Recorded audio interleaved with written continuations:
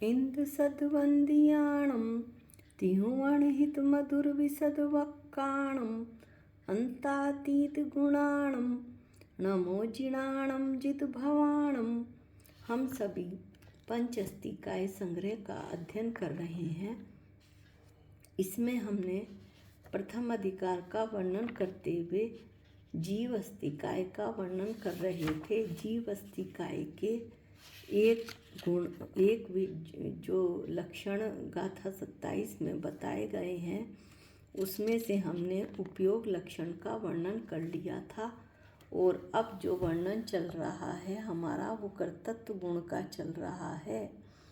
कर्तृत्व गुण का स्वाध्याय करते हुए हम गाथा 57 पर आ गए हैं। गाथा 57 का पाठ करते हैं। कम्मम वेदयेमाणो जीवो भावम करेदि जारी स्वयं सो तस तेण कत्ता हवदीतीये सांसणे पडितम। अन्व्यार्थ पढ़ते हैं। कम्मम वेदयेमाणो कर्म को वेदता हुआ, जीवो जीव, जारी स्वयं भावम जैसे भाव को, करेदी करता है, तस उस भाव का, तेण उस प्रकार से, सो वह, कत्ता हवदी करता है, ती यह ऐसा, शासने पडिदम जिन शासन में कहा है। क्या न कहना चाहते हैं कुंद आचार्य कि कर्म को वेदता हुआ, कर्म को अनुभव करता हुआ जीव जैसे भावों को करता है, जैसे कर्म का उदय आता है राग देश मोह को का, उसी तरह अपने आत्मा के परिणामों को करता है, उसी रूप परिणमित होता है राग देश मोह रूप। तो उस भाव का उस प्रकार से वह करता होता है, यानी राग देश मोह रूप परिणमित अपने आत्म परिणामों का करता होता है, ऐसा जिन शासन में कहा है। अब अमृत चंदाचार्य इसे कैसे एक्सप्लेन करते हैं ये पढ़ते हैं। यह जीव के औदायिक भावों के कर्तृत्व प्रकार का कथन है। हमने पढ़ा था कि औदायिक भाव कौन से, कर्म के उदय से होने वाले भाव, उनके कर्तृत्व प्रकार का कथन है। अर्थात ये भाव औदायिक भाव जीव के कारण होते हैं, जीव के द्वारा ही किए जाते हैं, इसका कथन है। आगे पढ़ते हैं। जीव द्वारा द्रव्य क्रम व्यवहार न से अनुभव में आता है। जीव द्वारा जो ज्ञानावरण आदि 8 कर्म हैं वो व्यवहार न से अनुभव में यानी ज्ञान में आते हैं। और वह अनुभव में आता हुआ कौन, द्रव्य कर्म अनुभव में आता हुआ जीव के भावों का निमित्त मात्र कहलाता है।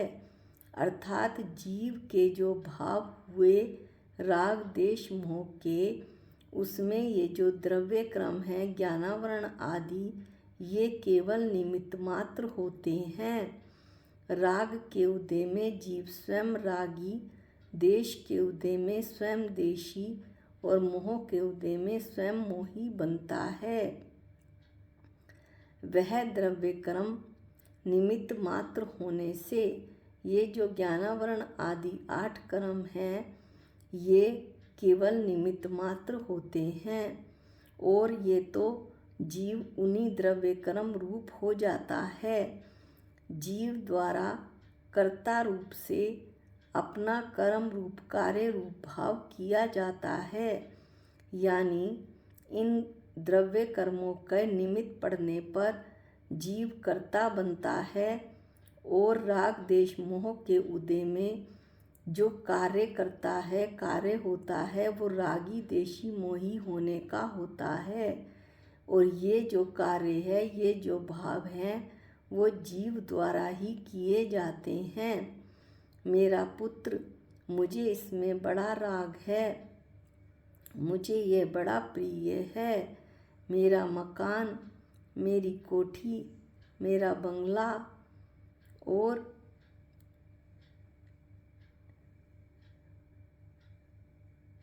मैं बड़ा धनवान या मैं गरीब तो मैं बहुत गरीब, इस प्रकार वो अपनी गरीबी से द्वेष करता है, अमीरी से राग करता है, पुत्र और पत्नी से मोह करता है और करता हुआ ये कार्य रूप बनते हैं और वो इनका कर्ता बनता है। राग देश, जो रागी देशी मोही होता है वो कार्य होता है और जीव स्वयं कर्ता बनता है उनका।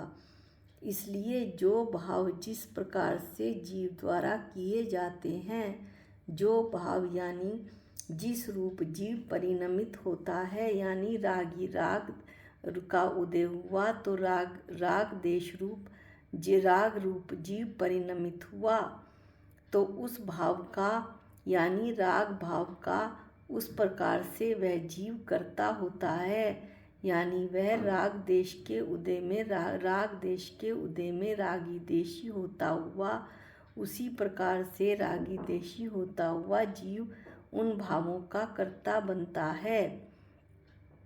इसमें यही बात बतलाई है और भेद ज्ञान की चर्चा इसमें की है कि मैं जो हूँ अपने जो द्रव्य कर्मों को या और पर को दोष देता हूँ कि उसने मेरे को राग करा दिया, उसने मोह करा दिया, उसने मुझे क्रोध दिलाया, फला के कारण मुझे क्रोध आया, लेकिन मैं स्वयं अपने आत्मा के परिणामों को इस विकारी अपनी आत्मा के परिणामों को विकारी कर लेता हूँ, रागी देशी मोही क्रोधी बनता हूँ। इस प्रकार से मैं अपने उपयोग को समझूं।